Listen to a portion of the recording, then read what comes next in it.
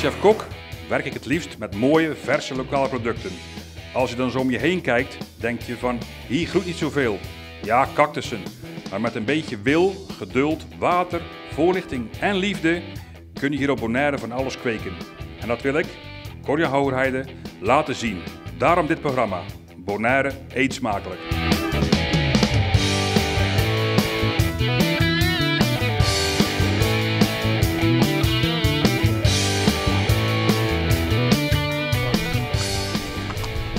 Hey, bon dia Maurice.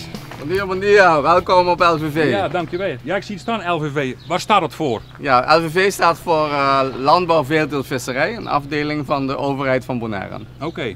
En die muurschildering die is best wel oud, denk ik. Is de LVV al oud? Ja, dus een organisatie bestaat al heel lang op Bonaire. Vroeger heel belangrijk, een groot stuk terrein, 100 hectare, waar heel veel op verbouwd werd. En eigenlijk ja, voedsel voor de Bonaireaan, maar ook voor export produceerde. En heel grappig, eigenlijk met de verkoop van die groente en fruit de ambtenaren salarissen betaalden. Oh, oké. En er is nu niet genoeg grond meer voor, denk ik, of wel? Niet genoeg grond, maar ik denk salarissen zijn iets hoger geworden, dus Ja. het is wel iets moeilijker geworden. Ja.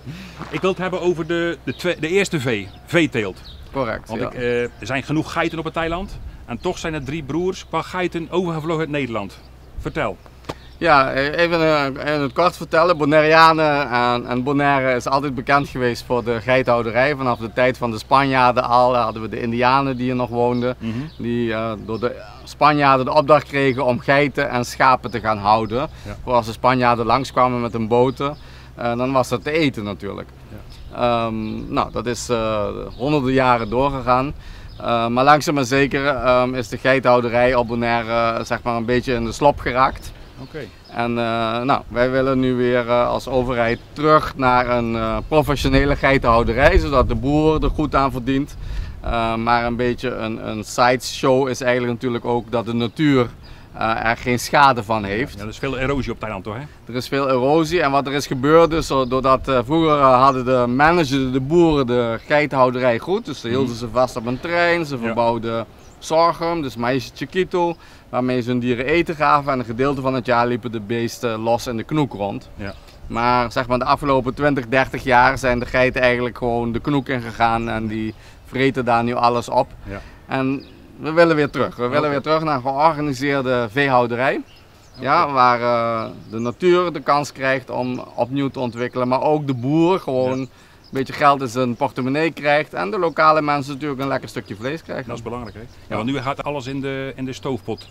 Ja, dus wat er nu gebeurt is aan de ene kant, hè, dus doordat slecht gemanaged wordt, krijg je hele magere dieren die eigenlijk alleen maar botjes zijn. Ja. Nou ja, wat doe je met botjes? Nou ja, een stoofpot, hakken, stoofpot en dan maak je er iets lekkers van. De smaak is goed, maar het vlees is niet aanwezig. Nee, oké. Dus vandaar de vraag die je stelde van, oké, de 3 broers die uit Nederland zijn gekomen, Reggie, Ricci en Rambo, dat zijn 3 rasgeiten. We noemen ze boergoat, ze komen oorspronkelijk uit Zuid-Afrika. En die staan internationaal bekend. Niet die 3, maar de boergoat in zijn totaliteit als een beest met veel vlees. En dan hebben we ze hier naartoe gebracht en dan gaan we ze kruisen, we gaan ze laten dekken met de lokale geit. Want de lokale geit heeft wel één ding, hij is een survivor. Net als wij als Bonaireanen, de geit ook. Kan surviven in de moeilijke omstandigheden en dat willen we behouden.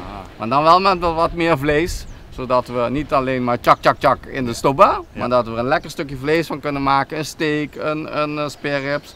Maar ja, daar komt jouw expertise. Misschien moet je even wat vertellen over wat interesseert jou om hier bij ons op LVV te komen praten over lokale producten. Ja, ik vind het natuurlijk interessant om de geschiedenis van het product te weten en ook te zien groeien. En dan krijg je als kok ook respect ervoor, denk ik.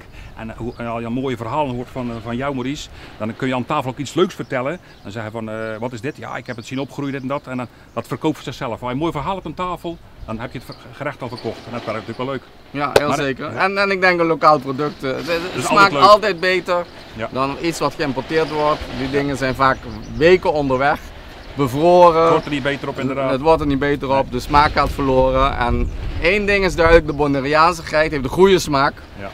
Vroeger hadden we ook veel schapen op het eiland, maar daar kunnen we straks misschien wat nog meer over vertellen. Maar de smaak van de lokale dieren is op een of andere manier uitstekend. Ja, en dat willen we graag laten zien aan de mensen, laten proeven. Zullen we gaan kijken even naar de geiten? Dan gaan we even kijken. Doe ik even mijn laarzen aan, denk ik. Heel goed, heel belangrijk, ja.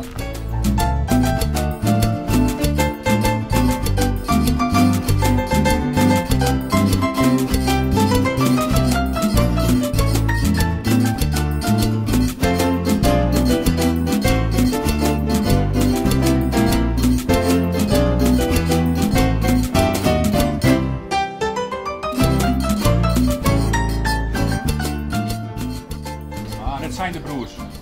Nou, hier zijn Reki, Ricci en Rambo. Dit zijn dus de beroemde boergoats. En zoals je ziet, net 5 maanden oud. Dan zijn ze toch al flink, hè? En ze zijn behoorlijk, ik denk per stuk al iets meer dan 30 kilo. Nou ja, dan wordt de lokale geit, wordt dat als hij volwassen is, dus zeg op 2-jarige leeftijd. En deze als baby's hebben dat gewicht al bereikt. Dus als we deze gaan laten dekken met de lokale geit, dan hopen we een zware geit te krijgen die veel vlees op zijn botten heeft. En hoe lang duurt dat proces? Nou, dat duurt even, want de bevalling van een geit, of dat hij zwanger is, duurt 5 maanden. Dus zeg maar 3 weken om te laten dekken, 5 maanden zwanger. En daarna zou je het dier kunnen gebruiken al, maar eigenlijk heb je dan 50% boergoat.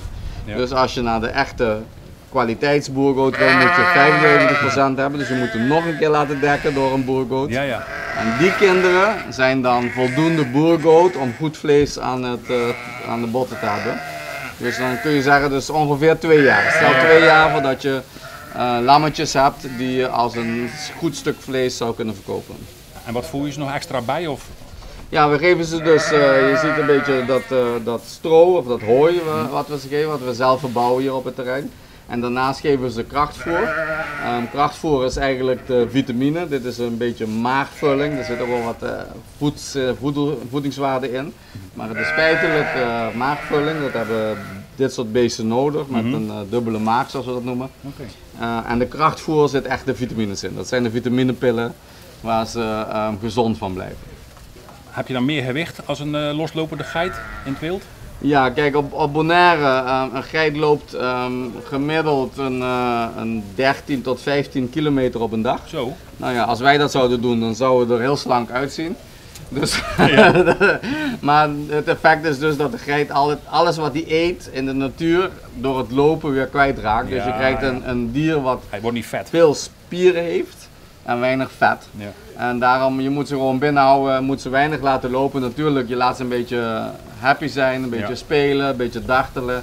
Maar zet ze niet in de marathon, laat ze niet grote afstanden lopen. Je zorgt dat er eten is, dat er drinken is en dat er vertier is.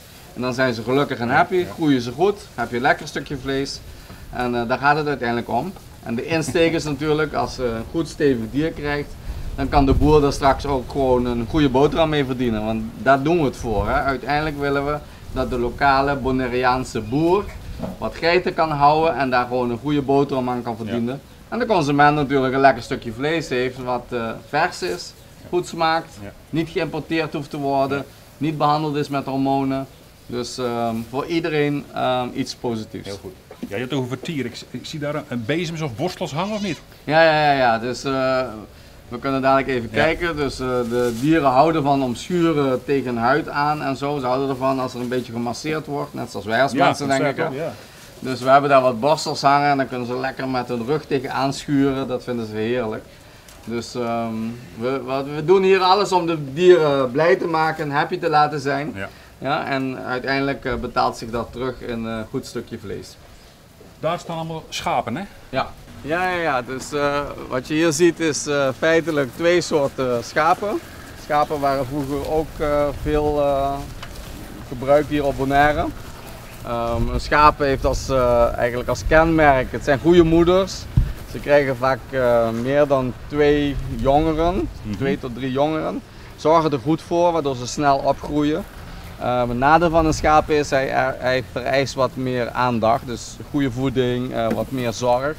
Dus de schapen die vroeger op Bonaire waren, zijn een beetje verdwenen en zijn voor het grootste gedeelte vervangen door geiten. Want die zijn, wat ik al eerder zei, harde dieren die goed kunnen overleven in moeilijke omstandigheden. we hebben toch geen wol nodig, hè, denk ik. En we hebben geen wol nodig. Ja, je ziet het nog een beetje. Dus deze schapen zijn in het verleden geselecteerd op zo min mogelijk wol. Want dat heb je niet nodig in die hitte hier. Ja. Liefst zo min mogelijk wil je hebben. Af en toe komt er nog eentje waar een beetje wol uitkomt. Ja. Maar feitelijk zijn ze allemaal kortharig. Hier hebben we de dorpel. Die heeft dat vaak nog, dat wollige. En hiernaast heb je de black belly. Nou, je ziet wel hoe hij aan die naam komt. Hij heeft een zwarte buik. En ja, het zijn twee hele goede dieren voor dit eiland, voor Bonaire. Goed vlees, malsvlees. Wat is het verschillende smaak tussen geit en schaap, of valt het mee? Het valt eigenlijk heel erg mee. De mensen zijn heel erg bekend met schapenvlees, lammetjes, schapenvlees. Maar de geit smaakt feitelijk precies hetzelfde, dus daar willen we zeker aandacht aan gaan schenken. Maar ook een schaap is, omdat het een bekende naam is, ik wil schapenvlees eten, willen we ook de schaap weer meer gaan terugbrengen bij de lokale boeren. En gaat hem voornamelijk om de mannetjes of de vrouwtjes? Wat is er lekkerder? Nee, nou, smaken verschillen, maar de vrouwtjes hebben zachtere smaak. De mannetjes die ruiken een beetje mannetjesachtig. Ja. Dus er zijn mensen die dat is wat ze willen, die sterke schapen of geitensmaak. Ja. Dan heb je een mannetje nodig. Maar over het algemeen, zeg maar, de gemiddelde consument die wil gewoon een zachte smaak hebben met dat geiten- of schapenvlees. Dus dan heb je de vrouwtjes. Dus, En melk? Doen we iets met melk of kaas? Of? Nee, wij zelf niet. Dus onze focus nu is op vlees. Er is wel iemand hier op het eiland, Aletta, die doet melkgeiten en schapen. Ze maakt daar kaas van en dat soort dingen. Dus dat is zeker een product wat interessant is. Wat we veel meer zouden kunnen gebruiken in onze lokale keuken. Maar dat is ook iets waar wij ook als LVV in de toekomst aandacht aan gaan schenken. Maar nu is even de focus op de vleesdieren. Eén ding tegelijk, hè? Eén ding tegelijk, ja. Hey Maurice, zijn jullie ook commercieel of word je gesteund door de overheid? Of doe je ook dingen verkopen, net als vlees en groenten? Ja, we zijn dus niet commercieel. We zijn natuurlijk overheidsinstantie met als taak om de lokale boeren te helpen om een professionele veehouderij of tuinbouw of visserij op te zetten. Maar we verkopen natuurlijk wel. Ik bedoel, als we groenten produceren, verkopen we dat. Als we vlees hebben, dan wordt het verkocht, wordt het dier geslacht. Maar feitelijk, wat we doen is dus wat ik in eerste instantie zei, we kweken jonge dieren, rasdieren. Die verkopen voor gesubsidieerde prijs aan de boeren om zijn eigen stapel op te bouwen. Daarnaast kunnen de boeren dus hun eigen dieren hier brengen, dus vandaar deze hokken. Dan brengen ze hun eigen moederdieren hier en dan zetten we er een rasbok bij. En dan laten we die dekken, dan heeft hij meteen, als hij 20 dieren brengt, dan heeft hij over 5 maanden meteen 40 lammetjes die al 50% rasdier zijn. Maurice, jouw achtergrond, hoe kom je al die kennis? Ja, ik kom oorspronkelijk uit Curaçao, maar ik heb in Nederland de Landbouwuniversiteit gedaan. Gericht op landbouw, niet zozeer veeteelt, maar goed, ik heb jaren op Curaçao gewerkt bij de dienst landbouw daar. En nu ben ik hier op Bonaire, wat ik zeg, ja, de bal is rond, dus ik ben in heel veel andere sectoren geweest de afgelopen jaren, maar uiteindelijk ben ik terug bij mijn begin, bij mijn passie. Ja, en dat is toch dit. Dus dingen produceren in de natuur, in de omgeving. Dat is toch heerlijk, dus daar ben ik nu weer mee bezig. En met mijn kennis en de kennis van anderen zijn we in staat om hier een goede dienst LVV op te zetten. Geweldig. Dank je.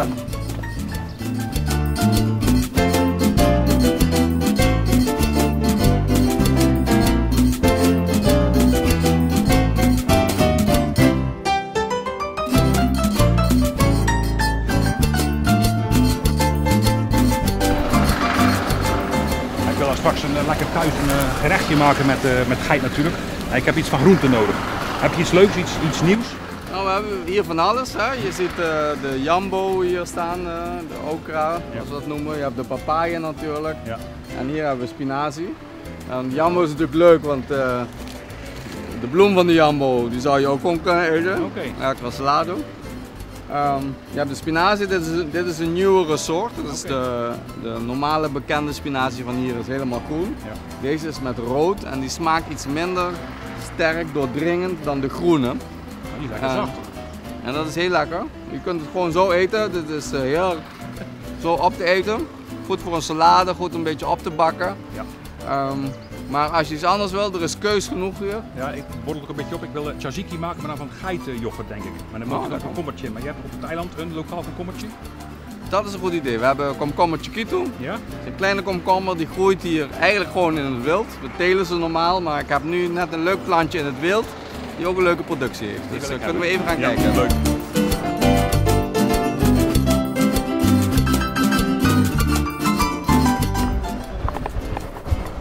Ja, je groeit hier inderdaad. Ja, kijk, je ziet het gewoon wild groeien. Tja. Het is familie van de komkommer. Het komt oorspronkelijk uit Afrika. Nou ja, dan weet je ook hoe het hier gekomen is natuurlijk met de slavenhandel. Ja. Brachten ze dat mee. Nou, je ziet het van binnen, het lijkt gewoon net een komkommer. Het smaakt naar komkommer. Alleen minder vruchtvlees denk ik. Alleen minder vruchtvlees, het is een wilder soort. Maar heel lekker.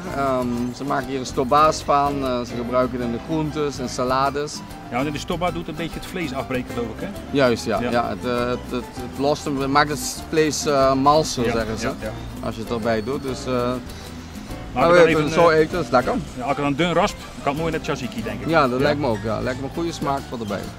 Geweldig. Wil ik ook een paar meenemen wat kan? Ja, nou, we hebben hier alvast wat geplukt.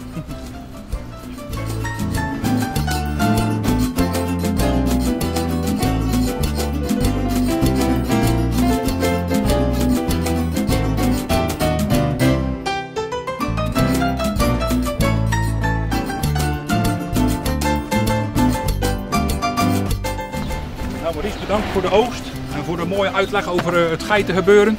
En ik wil je graag uitnodigen, want ik heb wel een leuk gerechtje gedacht om vanavond even te komen proeven. Nou, ik ben erg benieuwd. Kunnen we het er nog eens over hebben? Dus ja? Heel zeker.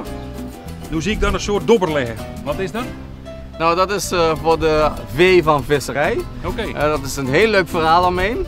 Misschien iets voor de volgende keer. Ja, ben ik welkom hier weer om het over de vis te hebben? Ja, heel zeker. Ja? Oké. Hey, bedankt. Dank.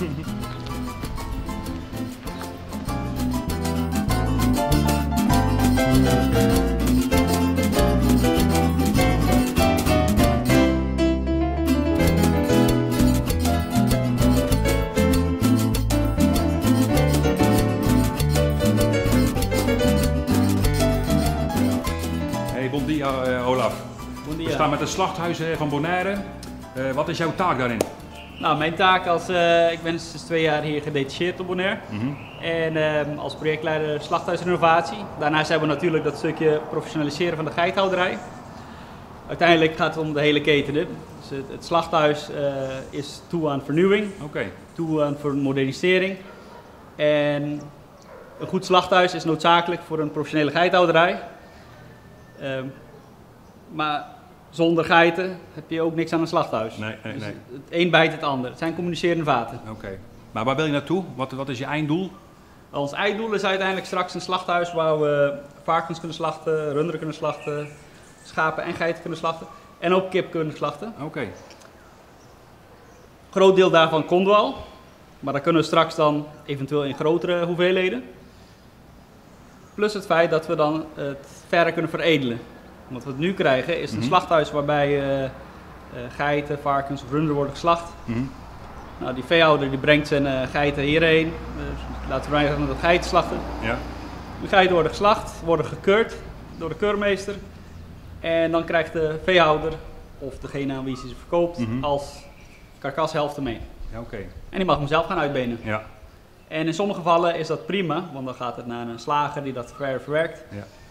Maar we hebben straks ook in huis gewoon ruimte waar je volledig je dier kunt uitbenen. Dus je kunt een geit helemaal veredelen. Oh, oké. Tot satévlees, vacuüm verpakt, lemsrex, noem maar op. Dus die kan je van de geit. Er komt gewoon een slagerij bij eigenlijk hier ook. In wezen wel, en dan gaan we verhuren. Dus niet dat wij de slagerijfunctie gaan overnemen. Want uiteindelijk willen wij als overheid zijn wij gewoon een dienstverlenende tak van sport. Wij slachten het dier en die ruimte die kun je dan huren. En dan kun je zelf je dier verder uitsnijden of laten uitsnijden, verpakken.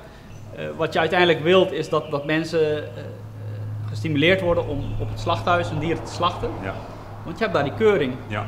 Dat ontbreekt in de thuissituatie. Plus in de thuissituatie wil niet zeggen dat het direct onhygiënisch is, maar je hebt een gebrek aan hygiënische middelen en omstandigheden waardoor je volledig hygiënisch kunt slachten. Ja.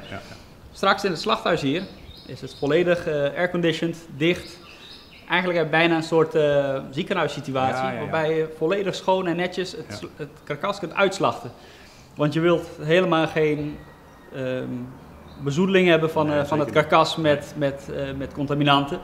Want dat beperkt jouw vleeshoudbaarheid ook. En of kunnen mensen ziek worden.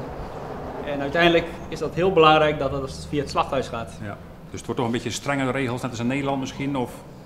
Nou, we hebben wel dat we richting de Europese maatstaf gaan. Ja. Maar we zijn nog steeds Bonaire, dus we zijn nog steeds kleinschalig. Ja. Maar ik zag de huiden nog wel weggegooid worden. Wordt er ook iets mee gedaan in de toekomst? Daar zijn wel ideeën voor om meer te gaan doen met die huiden. Ja. Er is een markt voor. Je kunt met huiden, als leerlooierij, je kunt zoveel doen met huiden. Ja, zout heb je genoeg hier, hè, toch? Zout heb je genoeg. Je hebt toeristen genoeg. Ja. Dus je kunt denken aan armbandjes van geitenhuid, tasjes, souvenirs. Maar ik denk dat er wel een kostenplaatje aan vast zit. Of valt dat mee, wat het slachten extra gaat kosten voor de boer? Nou, nee, in principe wat we hebben is dat we een gemeentelijk slachthuis zijn. Een van de weinigen van Nederland. Want in Nederland, Europees Nederland zelf, is er geen gemeentelijk slachthuis meer. Nee. Maar we willen de prijs natuurlijk laag houden, zodat de mensen stimuleren om hier te komen en een dier te slachten. Ja. En door die prijs laag te houden, zijn de mensen eerder geneigd om hier een dier te slachten, te laten keuren. Alles zit in dat tarief. En uiteindelijk is het zelfs zover dat als je dan hier je dier laat slachten en keuren, dat je ook een grotere afzetmarkt hebt. Ja. En zeker met de vlees dat eraan zit komen. Dan wordt een mooie kruising met mooi vlees uit Nederland. Klopt. Maar een mooie geit straks. Een mooi verhaal. En werk genoeg denk ik in de toekomst nog. Er is werk genoeg en er is potentieel zat op het eiland. Ja, goed zo. Dus, dankjewel. Alsjeblieft, graag gedaan.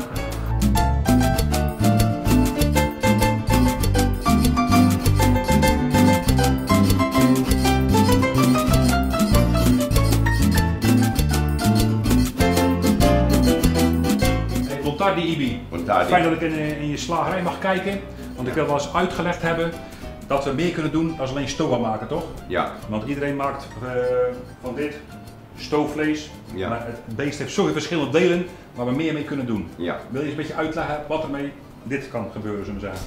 Ja, laten we beginnen hier bij de schenkel. Ja. Deze zijn de schenkel. Dat is een heel goede stuk vlees, dus laten we zeggen dat de mensen veel lusten hier op Bonaire, maar ze kopen heel zelden aan een stuk, weet je? Want dat is heel goed in het buitenland, dan verkopen we veel van deze, maar in december, in de tijd van december, dan verkoop ik goed die schenkels in de kerst. Ja. Dat is de kop en de lever. Dan maken ze hier kabeko hiervan. En weet je, meestal dan haal ik dan haal ik de tong uit. Ja. En dat wordt het apart verkocht. En deze lever ook. Weet je, dan wordt het in plakjes gesneden en dan wordt het ook verkocht. Maar doen ze hier dan mee aan de andere kant van de tong? Wat doen ze daarmee? Wat, die tong? Die tong wordt... Nee, die stuk, dan wordt het gewoon voor kabes en hieren gebruikt. Weet je? Maar meestal dan kopen ze zo in en dan snijden ze zelf thuis. Okay. Deze is een stuk van de voorbout. En dat is, daar maak ik gewoon Yorkie van. En dan wordt het ingesmeerd met zout. En dan wordt het een beetje laten drogen.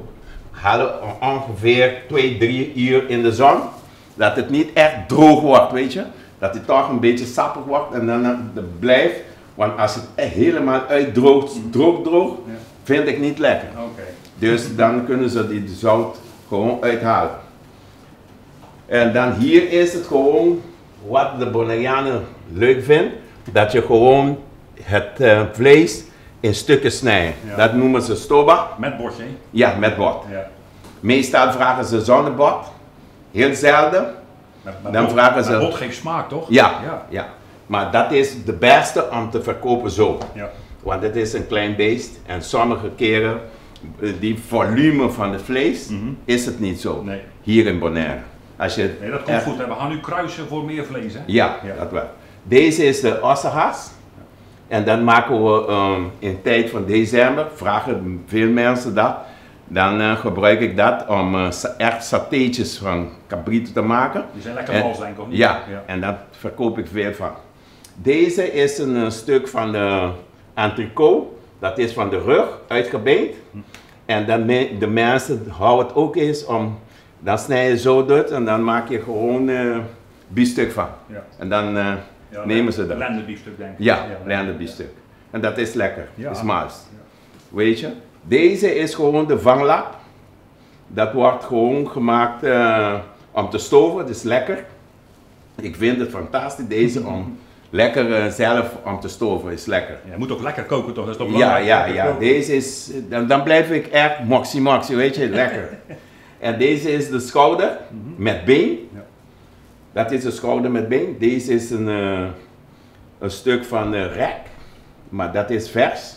Maar dat is gewoon, dan moet je nog snijden. Ja. Weet je, en deze is dan de coteletjes gewoon. De coteletjes. Ja. Dat zijn de coteletjes. Deze zijn de spare ribs. Dat kan je ook bakken, dat is lekker. Ja. Op de grill. Maar dan heb ik gewoon heel gelaten deze om te laten zien. Deze zijn echt van de vanglap. In december vragen de mensen veel om voor rollade. En dat maak ik dat. Aha. Dan rol ik dat. En lekker, weet je, met kruiden gevuld. Met kruiden gevuld. Maar dan meestal, als ik dat maak, dan komen ze weer terug. Maar waarom doen ze dat normaal dan niet eten? Bij paas of bij de zomer gewoon? Je kan toch altijd rollade eten? Ja, maar ik weet niet. Dat is de gewoonte van de mensen. In december vragen ze veel van dat. Ja. Maar gewoon in deze tijd. Maar ik geloof nu momenteel in Bonaire. Ik begin te bereiken dus dat de mensen echt een beetje rijp van worden. Om verschillende onderdelen van geit en schapen en zo ook in te kopen. Ja, tuurlijk. Weet je? Ja. Maar ik hoop dus als we met deze doen, dat de mensen toch een ervaring doen dat ze kan inkopen. Want meestal, ik ga deze niet uitzetten, nee. Want als je dat niet verkoopt, dan blijft het staan en dan heb ik verlies. Ja, daarom snij ik gewoon alles in stukjes. Alles voor de stoba. Maar dat is de schouder. Deze schouder, dan benen we uit. En in tijd van december ben ik uit en dan maak ik rollade van. Dat is fantastisch. Ja, maar dat is hartstikke mooi vlees, joh. Ja, en deze is de achterbout? Deze is de achterbout. Dan haal ik meestal deze bord. Ik heb het zo gelaten dat ik kan direct niet te lang duurt op die ding. Ja. Dan snijden we dat in. Dan halen we uit. En dan deze boter dan gebruiken we gewoon voor de bouillon. Meestal de mensen doen het dat. En dan kan je saus ook maken of wat dan ook, dergelijke. Deze is de bout dat we gewoon uithalen. Dan kunnen we dat, in december doe ik dat altijd, maar de mensen willen het in lapjes hebben. En sommige mensen willen ook een steak, weet je, biefstuk, steak van lamsteak. Dan kun je geen bief zeggen. Maar je zit wel met de smaak aan denken aan de haas, ja? Ja. Ja, zeker. En deze zo haal ik eruit. En dan maak ik in tijd van december, dan maak ik, deze is de bovenbeeld van de krijt. En dat maak ik in plakjes. En sommige mensen zeggen nou, dan maak ik in plakjes zo.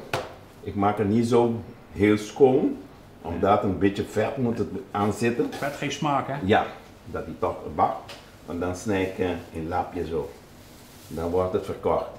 En de mensen houden van, want dan bakken ze even, 2 minuten zo. En dan kan gewoon rosé gebakken worden toch, hè? Ja, heel lekker. Dan snijden we het zo in lapjes, als ze steak willen hebben. Ja, perfect. Zo. Nou, en deze, de rest, dan snij ik ook in plakjes zo. Ja. Weet je? Maar ik wil iets met gehakt doen. Met gehakt? Ja. Wat gebruik je voor gehakt? Gehakt dan, weet je, dan neem ik deze en dan neem ik de schouders. En neem ik deze vlees, hou ik niet zoveel omdat het echt veel vlees zit dan neem ik deze van. En dan doe ik allemaal deze en dan maak ik gehakt van. Dan krijg je een lekkere hamburger. Ja, maar ik wil een calzone maken. Wat zeg je? Ik wil een calzone maken. Ja. Ook lekker gehakt aan maken en dan een rondje maken en dan Ja. een plak geitenkaas op, Ja. dichtklappen Ja. en dan bakken en dan komt de geitenkaas perfect, eruit. perfect. Ja. Dus als ik straks een beetje gehakt mee kan nemen, dan vind ik dat goed. Ja. Ja? Maar ik wil dit ook meenemen, dan ga ik lekker thuis bakken en die schenkels wil ik ook meenemen. Ja. Kan ik die kopen van je? Ja. Ja.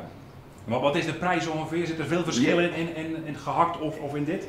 Luister, het is zo dus dat LVV heeft deze gestuurd, maar dan kun ik misschien, ik weet niet dat ik al die geiten moet betalen, want als ik dat moet betalen en dan reken ik de prijs op, dan neem je dat mee. Ja, oké. Maar wat vraag je in de winkel voor de verschillende stukken vlees?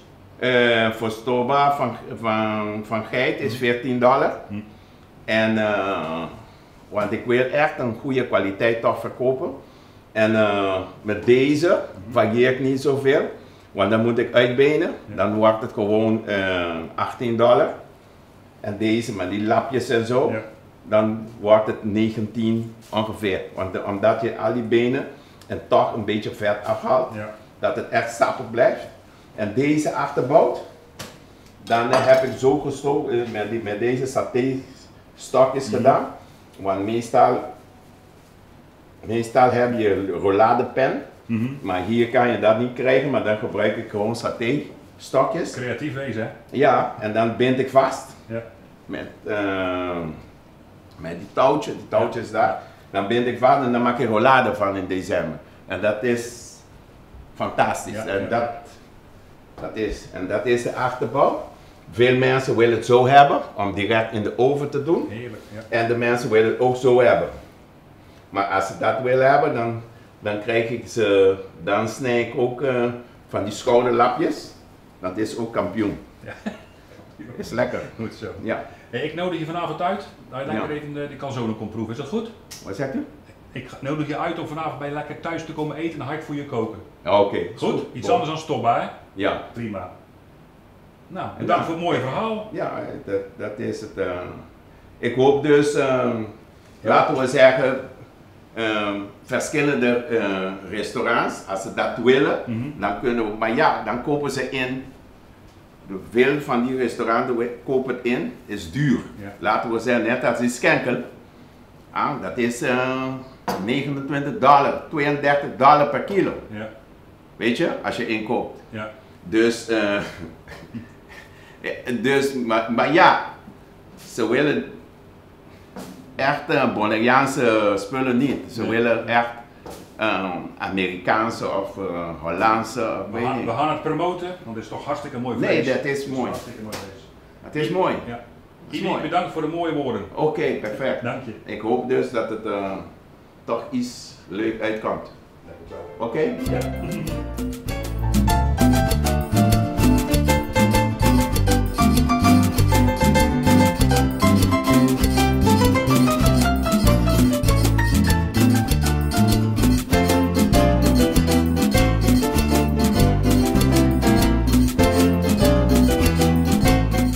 Kijk, het mooie gehakt van de geit, mooi fijn gedraaid. Ga ik lekker op smaak maken.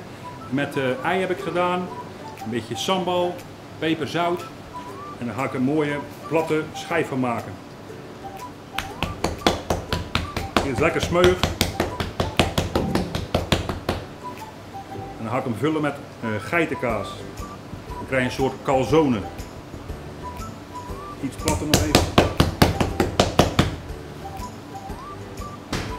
Calzone is eigenlijk een dubbel gevouwen pizza, maar dit is ook dubbel gevouwen, dus kun je het eigenlijk een calzone van geitengehakt noemen.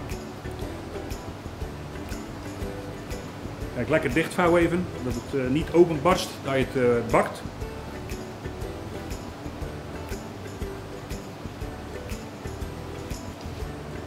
Kijk, mooi gevuld en die gaan we rondom aanbakken. Kijk, lekker in de boter. Even rondom aanbakken. Dan doen we verder garen in de oven.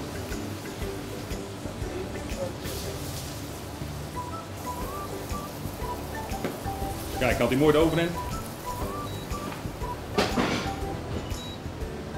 Ik heb geitenyoghurt gekocht en die heb ik op een doek, een servet, heb ik die uit laten lekken dat de vocht eruit komt. En dan krijg je een mooie dikke yoghurt, een soortje hang op. Dan heb ik al knoflook doorheen gedaan, peperzout, verse mint, gedroogde mint en dille. En dan de komkommertjes van het land, vers van het land, heb ik even geraspt. Het vocht eruit gehaald door een beetje te zouten. En dan kan het er aan door. Een mooie geiten tzatziki.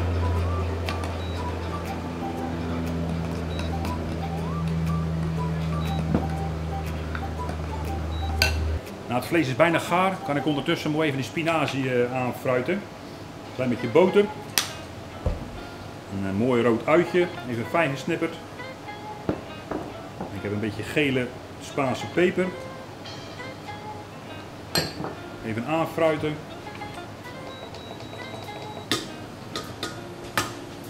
En ik heb de steeltjes ook een beetje stukjes gesneden, dus ook gewoon lekker mals. Dat doe ik dan even eerst. En het laatst even de malse blaadjes.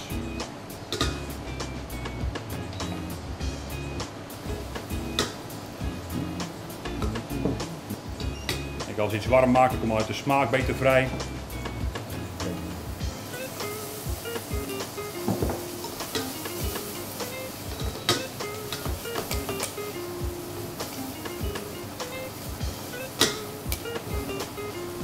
Nou, nog een klein beetje krokant wezen. Okay. Peper en zout erop.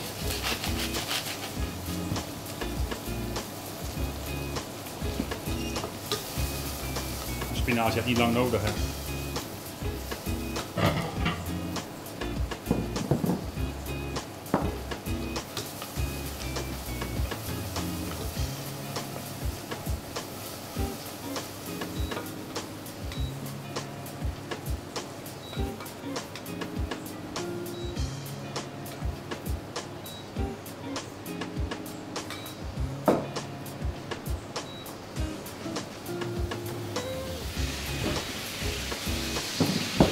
Mooi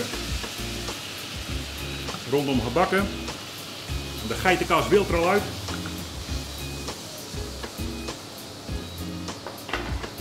Nou, leuk tomaatje erop, gepocht in de oven.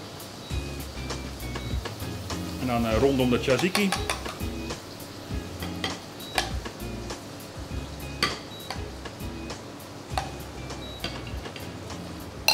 En nog een beetje voor de kleur, basilikumolie.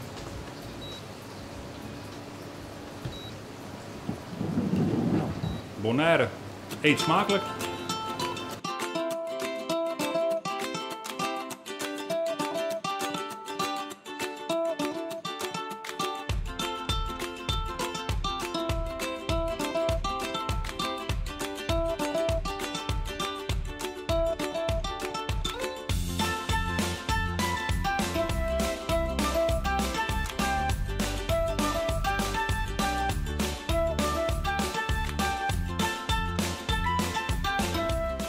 Ja, ik had iedereen uitgenodigd om te komen proeven, maar ze hebben toch allemaal druk schijnbaar op Bonaire. Dus jongens, willen jullie ook meeproeven? Dan kunnen we even erover hebben hoe de geitenvlees smaakt. Is dat goed? Ik heb er een lekker wijntje bij, dus aan tafel.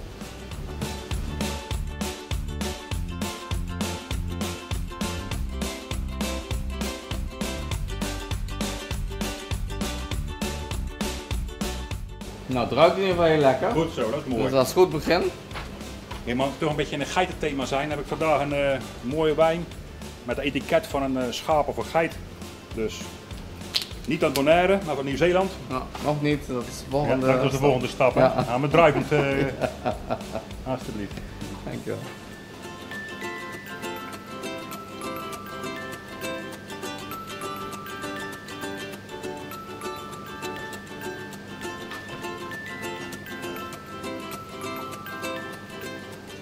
De mijne was nog een beetje open gebarsten, zie je wel, maar deze is nou mooi dicht gebleven, dus dat is prima. Ja, het ziet er heerlijk uit. Ja. Dus waar we naartoe moeten op Bonaire, denk ik. Hè? Dus in plaats van een stukje geit alleen maar in de stobaar. Ja, lang gekookt. Natuurlijk ook altijd wel lekker, maar goed, het kost wat tijd om het te maken. Hebben we hier iets heel anders. Iets anders, hè? Ja.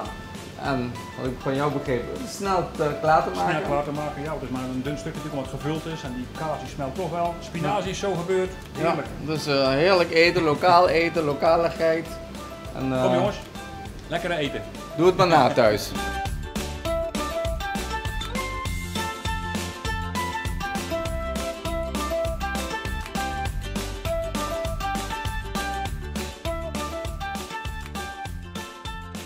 Nog smakelijk. Smakelijk. Hoe is dat bij Bonaire?